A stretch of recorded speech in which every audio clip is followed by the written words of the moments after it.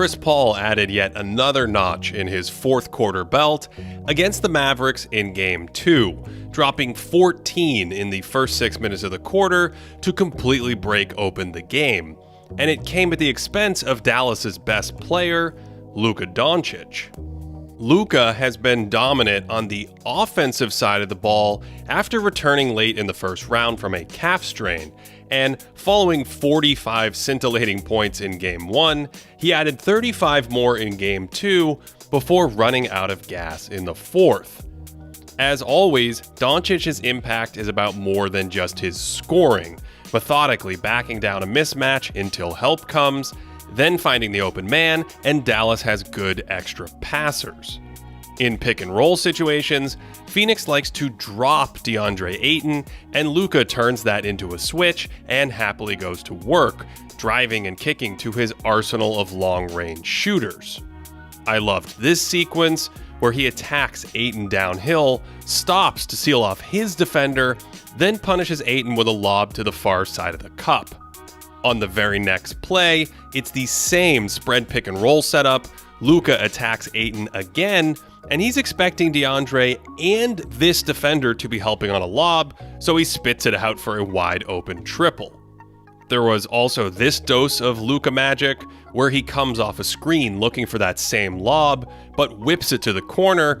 That stalls out, so he gets the ball back with 3 seconds on the clock, and somehow hits the corner again for a 4-point play. So, Luka has hurt the Suns' defense, with Dallas posting a 119 offensive rating in his minutes on the floor.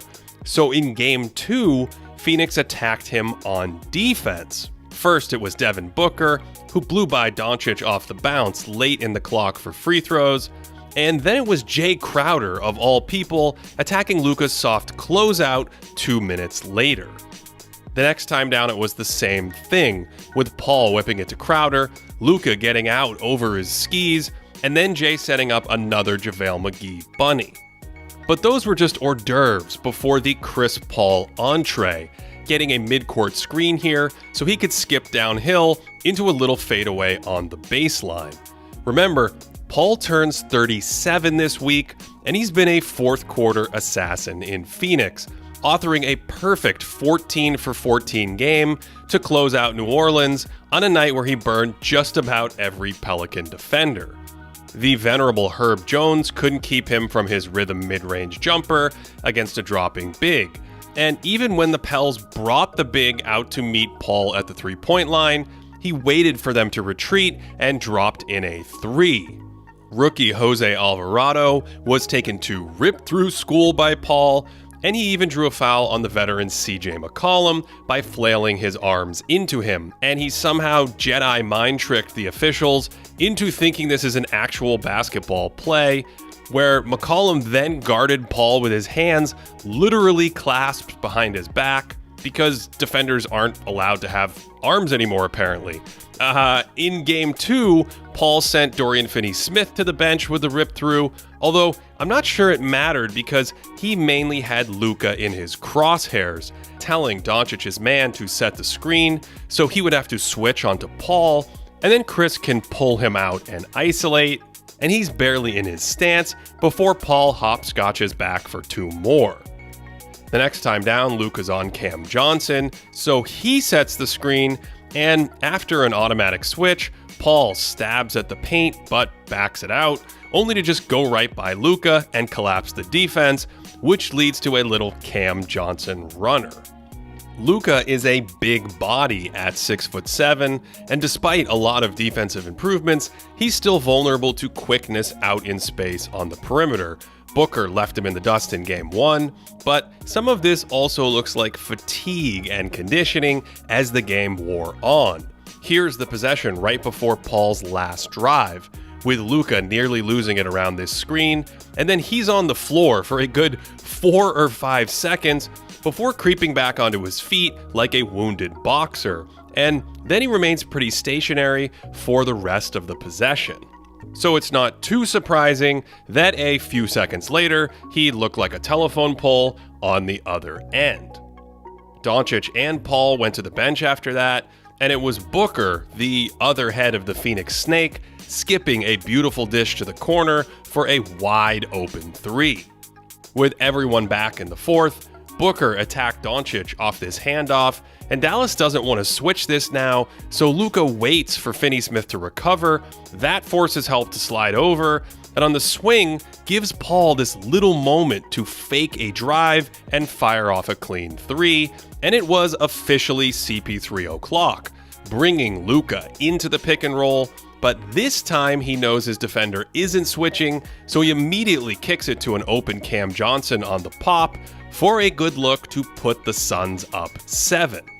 On the next trip, they set the screen higher, which forces a Dallas switch, and after Luka pokes the ball away, he probably expects a pull-up from 3 or something in the mid-range, but Paul just dances all the way home with the left. Finally, the Mavs adjust their defense to pre-switch away from the ball, with Luka staying on the low block so they can't force a switch. But it doesn't matter because CP3's rolling now, and he just dances with Kleba before crossing back for a huge fadeaway. The next time down, you can see the Dallas adjustment again, with Luka on the low block, so he can cover the man in the corner, and the other off-ball defenders in the paint can match up as needed. And it takes a second for the Suns to figure out what they're doing against this defense, which turns it into a rare successful stop for the Mavs.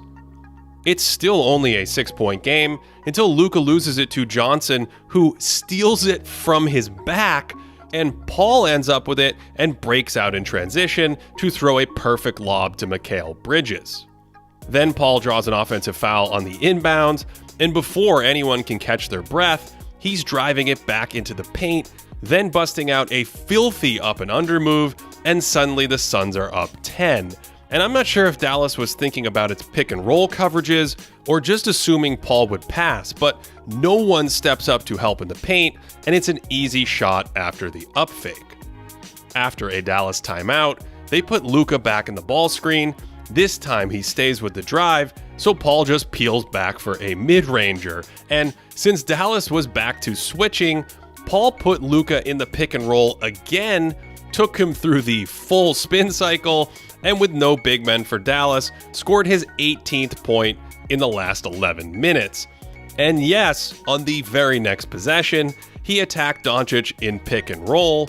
This time Dallas didn't switch, so Paul moved it along for some beautiful extra passing in a 4-on-3 and a punctuating dunk to give Phoenix a 17-point lead and a 2-0 edge in the series.